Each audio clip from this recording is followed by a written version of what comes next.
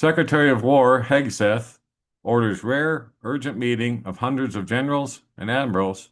And then to go along with that, we have Lavrov from Russia, the foreign minister of Russia, saying that NATO and the EU, through Ukraine's hands, have declared war on Russia and are directly participating in it. And like the Blazing Press says here, this is why all branches of military and their generals are meeting with Trump. We're about to enter a new phase of war on Russia by direct participation. And Lavrov said what he said.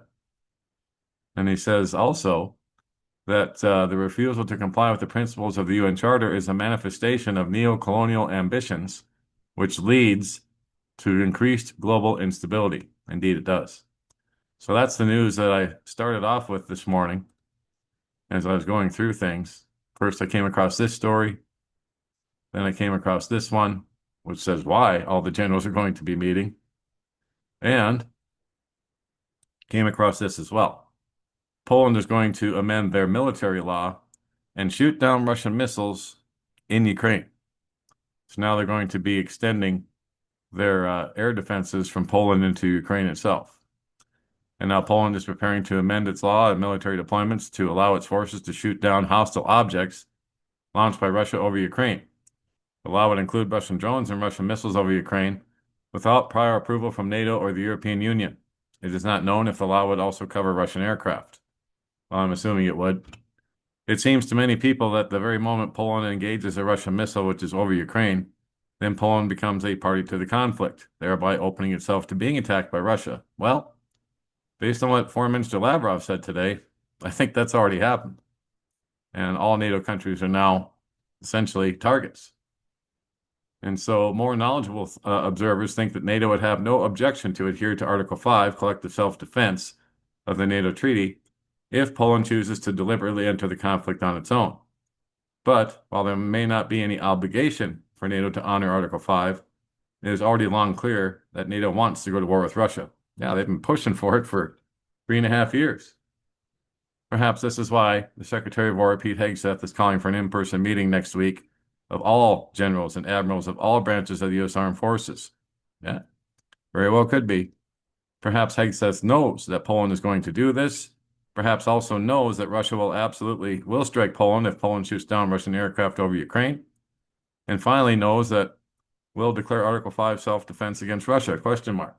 We'll have to see. We will have to see. That would mean immediately World War III, and Russia stated early in the Ukraine conflict that if NATO declares Article 5 against Russia, it will be a war that no one will win, i.e. a nuclear war.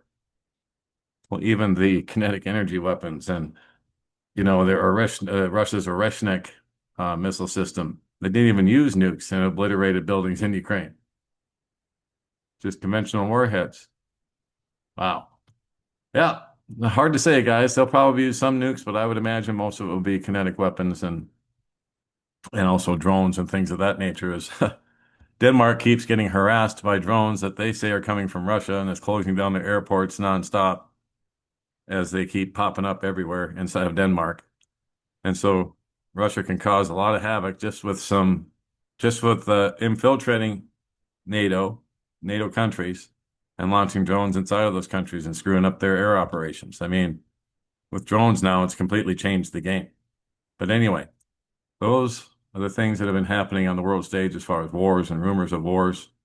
Some other statements that have been made here. From Medvedev, the former president of Russia, said that Russia may use such weapons that even a bomb shelter won't help against it. And Americans should remember this. And then diplomats of NATO countries have warned Russian officials that Russian jets violating their airspace will become targets. And so what's going to happen when they start buzzing the U.S. coastlines again? Because they just did it here again the other day. Is the U.S. going to start shooting them down? I mean, Trump just reversed course, as we talked about the other day, about Ukraine, saying that now Ukraine can win and that the U.S. would supply all the weapons that they need. And now Zelensky's been running around saying that Trump is going to give them a game-changing weapon. Right here on my Telegram page says Zelensky stated that Trump promised to consider providing Kiev with weapons that would make Putin sit at the negotiating table. So which weapons are they talking about? We'll have to see.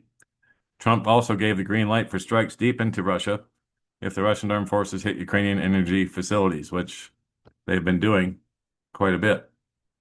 So anyway, I'll keep my eyes on all this as always. And that will be it for this particular video.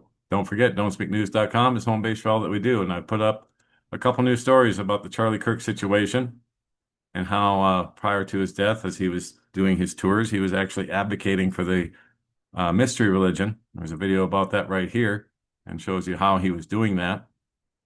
And also this one, Charlie Kirk's death, in quotations here, connected to the Snake Eyes movie with Nicolas Cage. And you can see here him giving a Freemasonic hand sign for the movie. But anyway, very interesting video as well. They always predict this stuff ahead of time, guys, in entertainment, especially the movies. And so you'll see the predictive programming, including the character in the movie Snake Eyes being named Charlie Kirk. I mean, it's incredible, but there it is. And so those are the two latest stories I put up about this situation to help wake people up on what they're really seeing. So that will probably be it as far as Charlie Kirk coverage goes. Yes, I've watched other videos about the assassination itself, how they may have used a hologram to do it, and how there was a secret tunnel underneath the stage where he was sitting and so on. But I'm not going to report on those. A lot of other channels are already doing that. And I've got other stuff that the Holy Spirit's got me studying right now as far as in scriptures. So I just don't have the time to go deep diving into Charlie Kirk anymore. I did put up a couple more posts that I think you guys would find very interesting if you haven't seen them already. So that will be it for now. Don't forget, if you want to subscribe or contact me, just click on this tab here. And there's a subscription box right here where you type in your email, hit subscribe, and you're in. There's also one at the end of every article that I write or post. And also, Don't Speak News at Proton Mail is how you get in touch with me. And if you'd like to support us, that button or tab is right there.